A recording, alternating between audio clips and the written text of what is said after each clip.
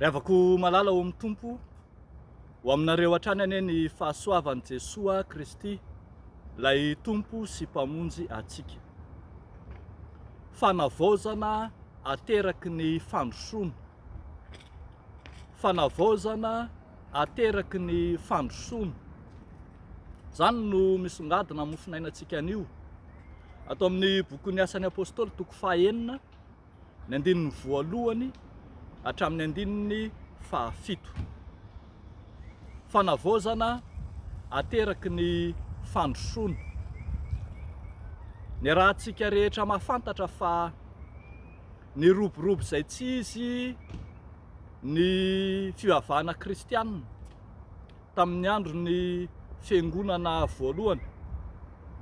Raha vao nilatsaka tamin'ny apôstôly ny fanahy masina dia tsy nitsaha ny tombo ny mpanaraka ny fiangonana. Efa nihamaro dia nihamaro ny isan'ny mpino, ary toa lasa sarotra tamin'ireo apôstôly ndray aza ny feny fihitaran'ny fiangonana.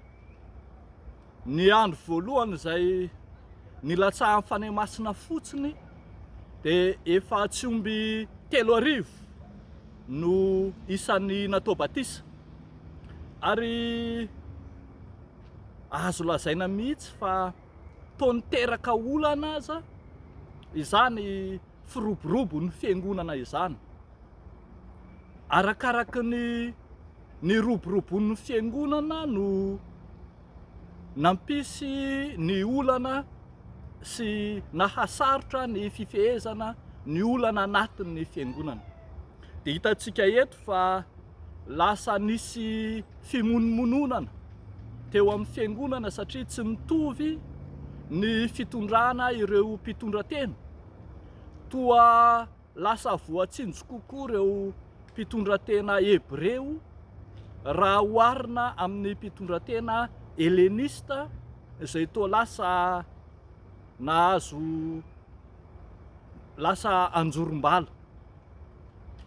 Vokatr'izany tery am-panahy ny apôstôly, nitondra fanavaozana teo anivon'ny fiangonana, fa rehefa mandroso, rehefa miroborobo tokoa ny fiangonana dia tsy maintsy misy ny fanavaozana anatiny izay atao. Eto hitantsika fa voatery nametraka rindran-damina vaovao, paikady vaovao, azo atao mihitsy hoe rafitra vaovao no napetraky ny apôstôly. Navahana ny rafitra mpitory ny filazantsara miandraikitra ny vavaka sy ny tenin'Andriamanitra eo anatrehan'ireo rafitra izay mpanatanteraka dia ny mpitandrina ny latabatra sy ny fanasan'ny tompo zany. Hitantsika eto arak'izany fa miavaka tsara ny andraikitra ary mikatsaka fahombiazana kokoa noho ny teo aloha izany. Fametrahana lamina mibanjina vahaolana, maharitra kokoa no natao.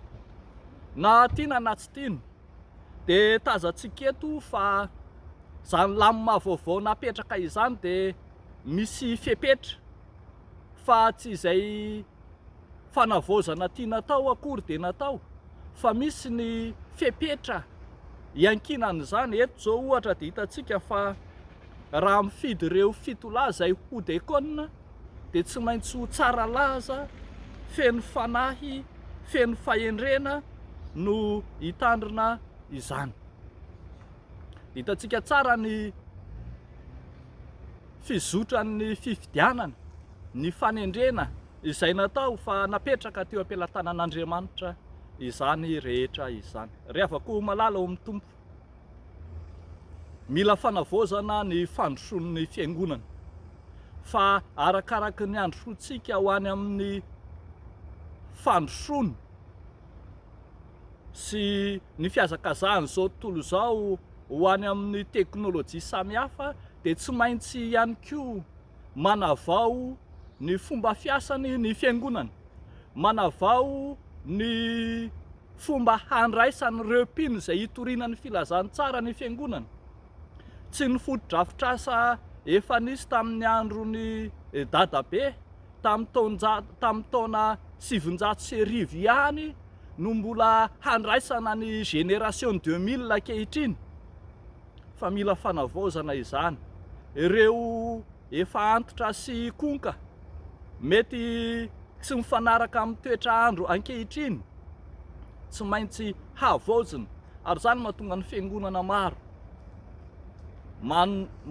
manatotona apahambola betsaka ho amin'ny fanavaozana foto-drafitrasa, fa tsy foto-drafitrasa materialy ihany, fa indrindra ny ara-panahy, ny amin'ny rafitra, ny amin'ny fomba fiasa, ny amin'ny fomba fanao, ny amin'ny fiainana ankapobeny fiangonana mihitsy, dia tsy maintsy hihevitra ny amin'izay fomba nandraisana ireo izay hitoriana ny filazantsara ny fiangonana. Anjaran'ny fiangonana ankehitriny no mametraka lamina, paikady, vaovao, hiatrehana ny vanim-potoana ankehitriny. Eny, ho paikady afaka hiatrika ny vanim-potoana rahampitso sy ny hoavy rehetra koa aza. Ho fiangonana mpitsinjo ny hoavy, ho fiangonana izay manana tanjona lavitrezaka, fiangonana mivelona amin'ny fanantenana, ny fiangonana kristianina, ka mitondra fanavaozana mandrakariva. Tadiory avako malala fa tsy afaka mionona fotsiny amin'ny izay singa efa ananana ny fiangonana eo anatrehan'ny firoborobo ny fitoriana filazantsara tahaka izay efa mahazatra antsika manao hoe raha andeha hanao tafika masina ianao dia tokony homanina aloha ny W hipetrahan'ny olom-baovao izay azonao avy any amin'ny tafika masina. Tahaka izany ihany koa na inona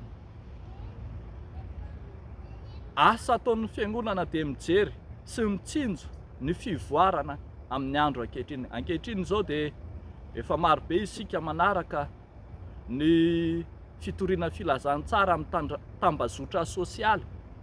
Ankehitriny dia efa mampiasa ny teknôlôjia ho entina hitoriana ny filazantsara ny fiangonana.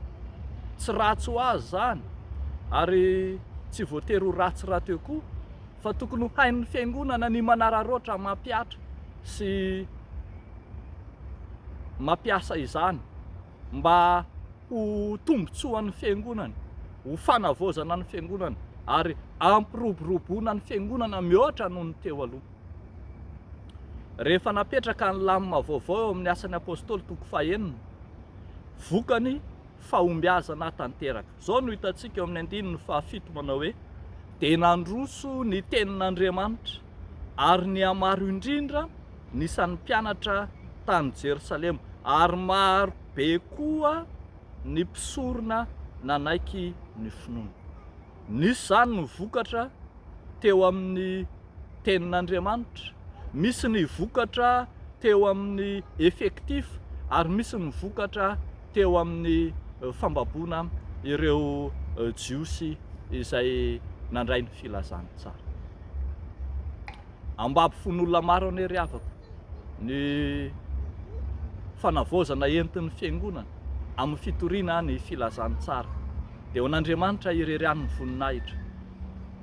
Amen. Hivavaka isika. Tompo, misaotra anao zahay fa afaka nandre ny filazantsara, ilay filazantsara manavao, filazantsara mitondra fihavaozana ho an'izao tontolo izao, hatrizay sy ankehitriny ary ho mandrakizay. Misaotra anao zay Tompo satria ianao Andriamanitra raitsy to no efa nanorina ny fiangonana ary nametraka anay eo an-tanimbolonao hitoro ny filazantsaranao, ampiasa ny fomba rehetra ahafahana mampita ny filazantsara fa ny zavatra rehetra miara-miasa.